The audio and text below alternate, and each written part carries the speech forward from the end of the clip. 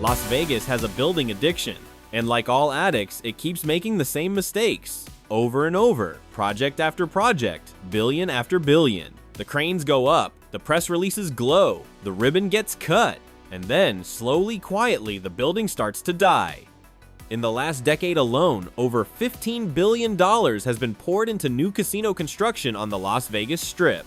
Fontainebleau, $3.7 billion, bleeding $500,000 a day. Resorts World, $4.3 billion, running 20 points below break-even occupancy. The Sahara Resurrection, $2 billion, can't find a buyer at a discount. Drew Las Vegas, another unfinished skeleton haunting the North Strip. Billions more frozen in concrete and steel. $15 billion. And somehow, despite all that money, all those consultants, all those feasibility studies, all those projections, they keep building the wrong casinos. Not the wrong buildings. The buildings are beautiful, glass and marble and imported chandeliers. The wrong businesses. Properties designed for customers who don't exist. Built in locations that guarantee failure. Financed with debt structures that require perfection in an imperfect world. Today I'm going to show you the 10 reasons why Las Vegas keeps spending billions on properties that are doomed before the first guest checks in. These aren't random mistakes, they're patterns. The same errors repeated by different developers, different investors, different corporate boards generation after generation.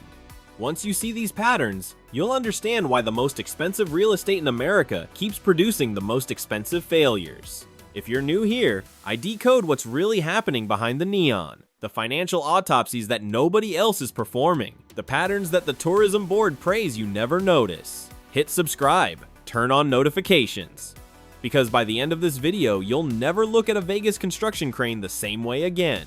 Let's start with the most fundamental mistake, the one that's burned more investor money than any other error in Las Vegas history. They keep building casinos for a customer who doesn't exist. Reason number 10, the phantom customer. Every new mega resort starts the same way. A conference room, a projector, an investor deck with beautiful renderings and optimistic spreadsheets. And somewhere on slide 17, there's a profile, the target customer. He's wealthy, international, flies private, drops $200,000 at Baccarat without blinking, books the premium suite for a week and orders bottle service like it's tap water. He's the reason the rooms are priced at $800 a night. He's the reason the casino floor is designed around high-limit Baccarat. He's the reason every surface is marble and every fixture is gold-plated. There's just one problem. He doesn't exist. At least, not in the numbers they need.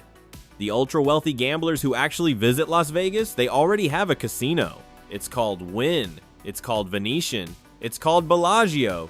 These relationships weren't built last year. They were built over decades. Hosts who know their children's names, suites permanently reserved, trust earned through thousands of interactions. You don't steal a whale with a new building. I need you to understand this. High roller gambling isn't transactional, it's relational. These customers aren't comparing room rates on Expedia. They're loyal to people, to hosts who've earned their trust over 20 years. Resorts World built a $4 billion palace for this customer. The customer didn't come. Fontainebleau is learning the same lesson right now, every single day, to the tune of $500,000. The phantom customer exists in investor decks. He doesn't exist in reality. But the debt payments, those are very, very real. Okay, so they build for customers who don't exist. That's mistake number 1. Expensive, painful, but survivable if everything else goes right. Here's the problem. Everything else doesn't go right, because even when they identify a real customer, they make an even dumber mistake. They build in the worst possible location, and then they act surprised when geography matters. Reason number 9, the North Strip curse. Every few years, like clockwork, some developer looks at the north end of Las Vegas Boulevard and sees opportunity.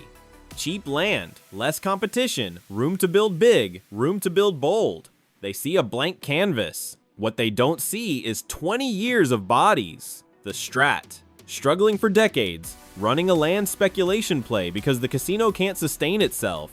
Sahara, resurrected for $2 billion, can't fill rooms on a Saturday. Fontainebleau, brand new, tallest building in Nevada, burning cash like it's kindling. Drew Las Vegas, construction halted. Another skeleton waiting for someone brave enough or foolish enough to finish it. The North Strip isn't a blank canvas, it's a graveyard. In Las Vegas, convenience isn't a feature, it's oxygen. Tourists don't make deliberate choices. They drift, they wander, they follow the crowd. And the crowd flows toward the center, toward Caesars, toward Bellagio, toward the Venetian, the gravitational center of the Strip. Every step north is a step away from that gravity. Every block is friction. Every minute of walking is a customer asking themselves, why am I going this far when there's a casino right here? Building a $4 billion resort that requires a deliberate choice to visit isn't ambition. It's arrogance. And the market punishes arrogance. Every single time. Phantom customers. Cursed locations. 2 strikes before the doors even open. But here's where the real insanity begins. Because the mistakes I've shown you so far, those are strategic errors. Fixable, theoretically, with better planning. What comes next isn't a mistake. It's a trap. A debt structure designed so aggressively, so optimistically, that anything less than perfection triggers collapse. They're not building casinos. They're building financial time bombs with hotel rooms attached. Reason number 8, debt structures that require perfection. Let me explain how you build a $4 billion casino, because you don't walk into a bank with a check. You stack leverage like a Jenga tower in an earthquake. Layer 1, construction loans. Relatively cheap, but they come due fast. Need to be converted to permanent financing once the building opens. Layer 2, mezzanine debt. Higher interest rates, brutal covenants, miss a payment and the lender gets a piece of your soul. Layer 3, high-yield bonds. Wall Street's polite term for junk debt. Interest rates that start at 8% and climb from there. Stack them together and you've got a capital structure that only works if everything goes perfectly. Forever. The break-even math on these projects requires roughly 85% occupancy. At premium rates. Every night, year-round. Not 75, not 80, 85. What happens when you hit 70? When a recession hits? When a pandemic closes the borders? When the whales don't show up? The math collapses. The covenants trigger. The lawyers start circling. Suddenly that construction loan that was supposed to convert to permanent financing, the lenders don't want to convert anymore. They want their money back. Now, every new mega resort on the Strip is running this same calculation, praying for perfection, knowing that perfection doesn't exist. They're not building hospitality businesses, they're building leveraged bets disguised as hotels. Phantom customers, cursed locations, debt traps. 3 reasons Vegas keeps failing, 3 patterns that repeat project after project. But these are symptoms. The real cancer eating Vegas from the inside out isn't the developers making bad bets. It's who's funding those bets. Who's whispering in their ear? Who's designed a system where failure is profitable for the right people? Reason number 7, private equity has infected the industry. Apollo bought the Venetian, $6.4 billion. The crown jewel of Las Vegas, now owned by a spreadsheet, Blackstone has been circling distressed properties for years, waiting, patient, ready to pounce when the bleeding gets bad enough. Distressed debt funds are salivating over every struggling resort. They don't want the properties to succeed, they want them to fail slowly, predictably, on their timeline. These aren't hospitality companies. They've never run a hotel. They've never stood on a casino floor at 3 a.m. watching how real gamblers behave. They care about one thing, IRR, internal rate of return. The private equity playbook is elegant in its brutality. Step 1, buy with leverage. Use as little of your own money as possible. Step 2, load that debt onto the property itself. Now the casino is responsible for servicing billions in debt, not the PE firm. Step 3, cut costs. Aggressively. Every dollar saved is a dollar that can be extracted. Step 4, extract dividends. Pay yourself before the consequences of those cuts become visible. Step 5, sell, or refinance, or let someone else clean up the mess. When private equity builds a casino, they're not building for customers. They're not building for employees. They're not building for the city. They're building for an exit. And exits require short-term metrics, not long-term loyalty, not magic, not memories. Spreadsheets. That's all that matters. Phantom customers who exist only in investor decks. Cursed locations that have killed every project for 2 decades. Debt traps that require impossible perfection. Private equity extracting value while the buildings crumble. 4 reasons. And we've barely scratched the surface. The next section explains something even more disturbing. Why Vegas can't stop copying itself to death. Why the middle-class tourist who built this city has been completely abandoned. Why they're building convention centers instead of dreams. And why the 2 million people who actually live here, who could be the most loyal customers in the industry, have been forgotten entirely. The money mistakes are bad enough. The creativity crisis? That's where the soul dies. The first 4 reasons were about money. Who builds? How they finance? Where they choose to put their chips? But money mistakes can be fixed. Debt can be restructured. Locations can be No, locations can't be fixed. But you get the point. The next 4 reasons are about something that can't be restructured. Creativity, vision, soul. Las Vegas used to be a city of dreamers. Madmen with checkbooks who built pyramids and pirate ships and fake Italian villages because the world told them it was impossible. Now it's a city of copycats, and the copying is killing them. Reason number 6, the copycat death spiral. Here's how it works. Pay attention, because once you see this pattern, you'll see it everywhere. Someone builds something that works, a genuine hit, a property that captures lightning in a bottle. And the exact moment it proves successful, every developer in Vegas starts photocopying the blueprints. Wynn opened in 2005, proved that ultra luxury could work on the Strip. Suddenly, every project in the pipeline became ultra luxury. Encore, Aria, Cosmopolitan, the Palazzo expansion. The luxury tier went from underserved to oversaturated in 5 years. Cosmopolitan opened in 2010, proved that boutique hip could work. Younger crowd, Instagram aesthetic, the anti-Vegas Vegas hotel. Suddenly, everyone wanted to be the cool hotel, the edgy hotel, the property where influencers took selfies. Park MGM tried it, SLS tried it. Half the rebrands of the last decade have been desperate attempts to capture that Cosmo energy. None of them worked, because you can't copy cool. Cool is specific, cool is authentic, cool is the opposite of copying. When everyone copies the leader, nobody stands out. The market fragments. The pie doesn't grow. Everyone just fights for smaller and smaller slices of the same customer. And here's the question nobody in those boardrooms ever asks. What does Vegas need that doesn't exist yet? They never ask that. They only ask, what worked last time? What can we copy? And that copycat mentality has created a hole in the market so massive, so obvious, that ignoring it should be criminal negligence. Reason number 5, they killed the middle class. I need you to remember something. Close your eyes if you have to. There used to be a tier in Las Vegas between budget and luxury, a middle ground, a place where a factory worker from Ohio or a retired teacher from Florida could feel like royalty for a weekend. Not fake royalty, real royalty. Clean rooms that didn't smell like regret, fair prices that didn't require a second mortgage, dealers who remembered your name from last year's trip. Buffets, where $40 bought you a genuine experience, not a sad steam tray of scrambled eggs. That tier built Las Vegas. The middle-class tourist, the working family, the couple celebrating an anniversary, the guys on a bachelor trip who weren't millionaires but weren't broke either. They were the backbone of this city for 50 years. That tier is gone, exposed, eliminated, priced out of existence. Now look at your choices if you're that middle-class tourist. Option 1, you can pay $59 a night at Circus Circus. Sleep in a room with mold on the ceiling, carpets that haven't been cleaned since the Clinton administration, a general sense that the building might collapse around you. Option 2, you can pay $400 a night at Aria. Beautiful room, great service, but $400 for one night, before resort fees, before parking, before you've eaten a single meal or played a single hand. What's in between? Nothing. A void.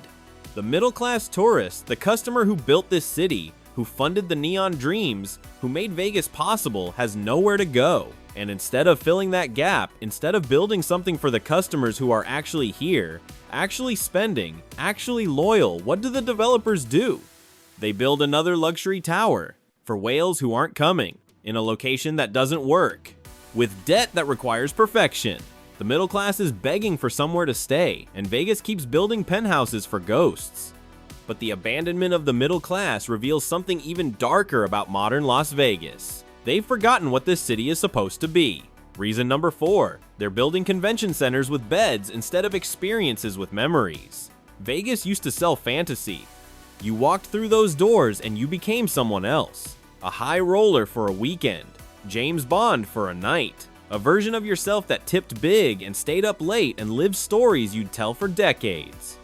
The properties understood this. They competed on fantasy, on escape, on giving you a memory you couldn't get anywhere else. That's gone. Now they're selling square footage.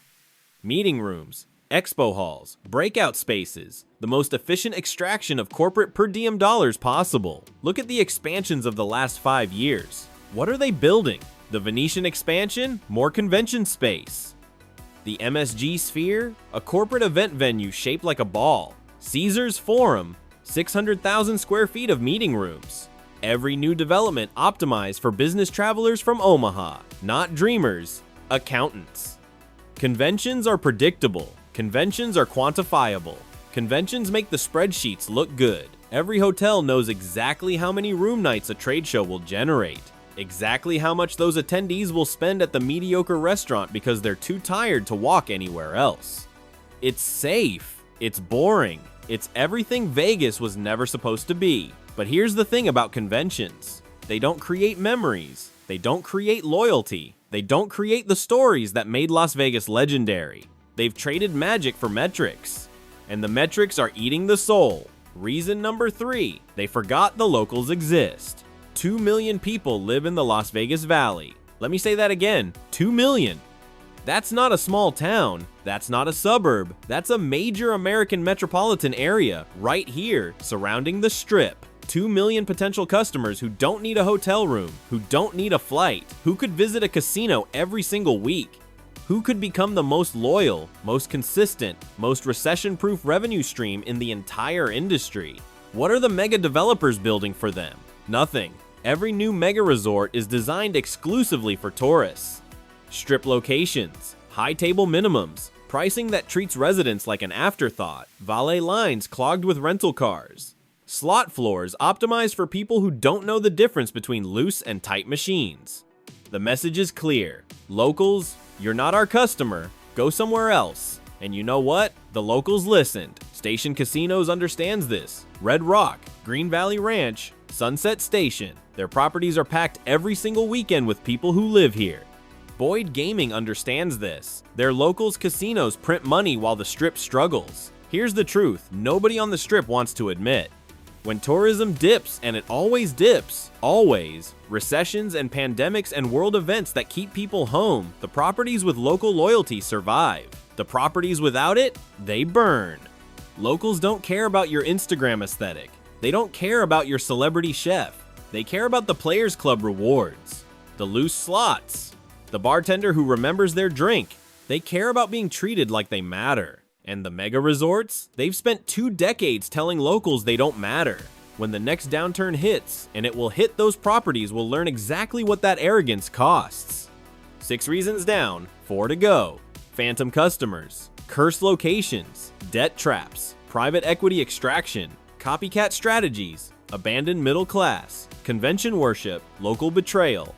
8 patterns of failure. 8 ways Vegas keeps building the wrong casinos. 8 mistakes repeated generation after generation by people smart enough to know better. But we haven't reached the root yet.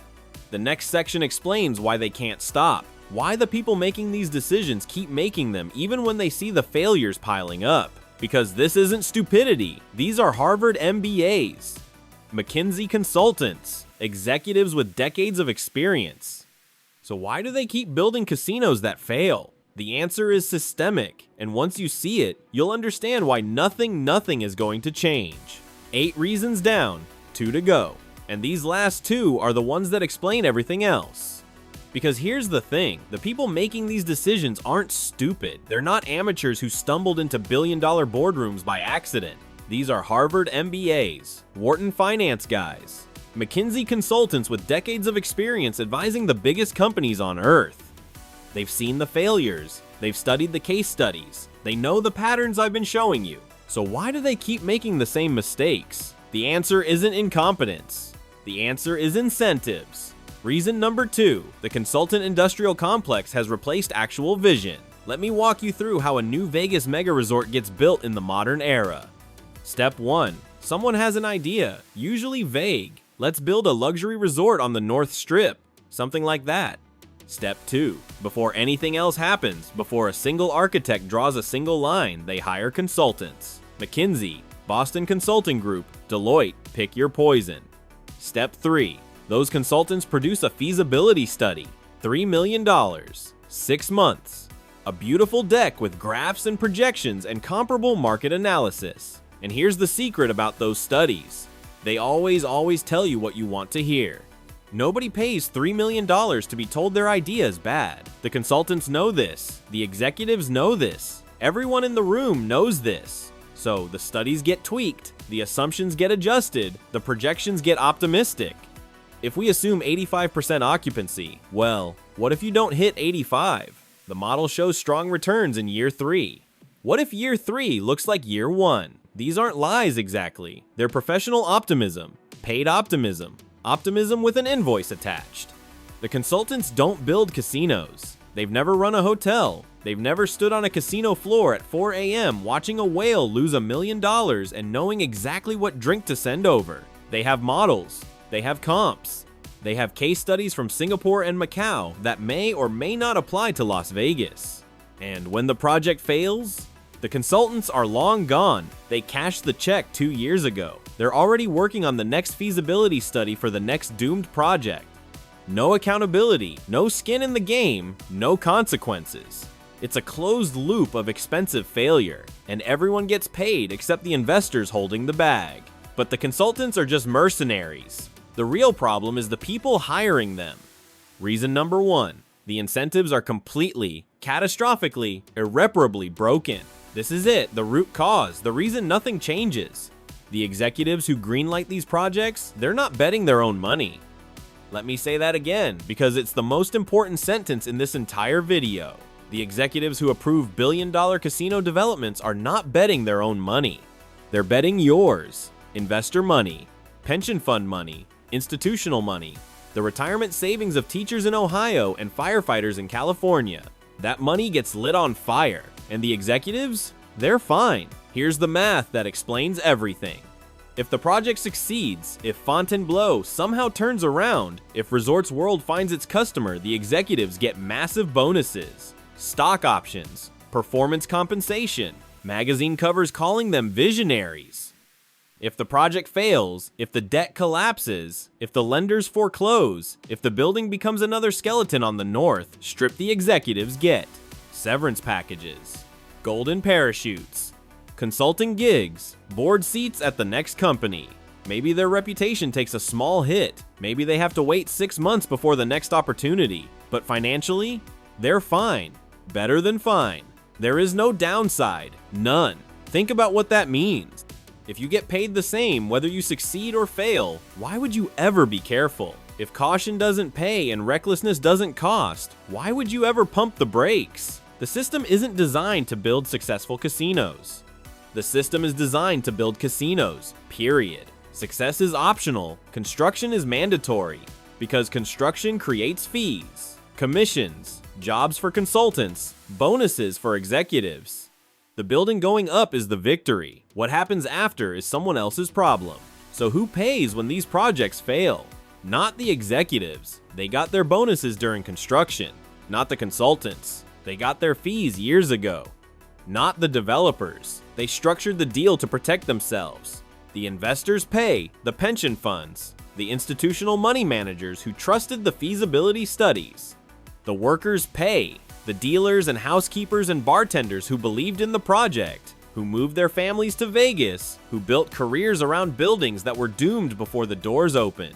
The city pays. Another failed resort, another blight on the skyline, another reminder that Vegas has become a machine for turning optimism into rubble. Everyone with skin in the game loses. Everyone without skin in the game gets paid. 10 reasons. 10 patterns of failure. And now you see them. You see the whole machine. But this isn't just a list, it's a diagnosis. And the disease has a name. Phantom customers who exist only in investor decks. Cursed locations that have killed every project for 2 decades. debt structures that require impossible perfection, private equity extracting value while buildings crumble, copycat strategies that oversaturate every market segment, abandoned middle class with nowhere to go, convention worship replacing fantasy with square footage, locals ignored by their own city, consultants paid to confirm what executives already believe, incentives that reward failure as generously as success, 10 symptoms, 1 disease, the complete financialization of Las Vegas. The city isn't being built by dreamers anymore. It's being built by spreadsheets. Bugsy Siegel looked at the desert and saw a vision. He bet everything, including his life, on that vision. Steve Wynn looked at the Strip and saw what it could become. He mortgaged his future to build the Mirage. His reputation was on the line. His fortune was on the line. That's not how it works anymore. Now the decisions are made by committees, by consultants, by executives who won't be around when the consequences hit. Every decision optimized for quarterly returns instead of decade-long loyalty. Every risk evaluated by people playing with other people's money. Every customer reduced to a revenue per available room metric. So can it change? Can Vegas break the cycle? History says no, because change requires pain. And right now, the people making decisions don't feel pain. The investors feel pain, billions lost. The workers feel pain, careers destroyed. The city feels pain, skyline littered with failures. But the executives, the consultants, the private equity partners, they're doing fine. They're doing great, actually. And as long as they're doing great, nothing changes. Las Vegas will keep building the wrong casinos. Not because it's stupid, because it's profitable for the right people.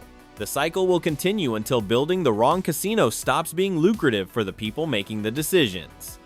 Until executives have real downside, until consultants face accountability, until the system punishes failure instead of rewarding it. That day hasn't come yet, and I'm not holding my breath. So the next time you see a construction crane rising over the Las Vegas Strip, don't look up at the building. Look at the investor deck. Look at the debt structure. Look at who's making money, whether it succeeds or fails. Look at the consultants who blessed the project. Look at the executives who approved it. Look at how much of their own money is on the line. That'll tell you everything you need to know about whether that casino is going to make it. Hit subscribe if you want to keep seeing what's really happening behind the neon. I'm tracking every project, every filing, every earnings call, every pattern that tells us what's coming next. Drop a comment. Tell me which of these 10 reasons do you think is killing Vegas the fastest? Which one makes you the angriest? Which one do you see in your own industry? Because this isn't just a Vegas problem. This is what happens when finance replaces vision, when spreadsheets replace dreams, when the people making decisions have nothing to lose. Vegas is just the most expensive example. In this city, the house always wins. But the question is, which house? The casino on the floor or the boardroom upstairs? I'll see you in the next one.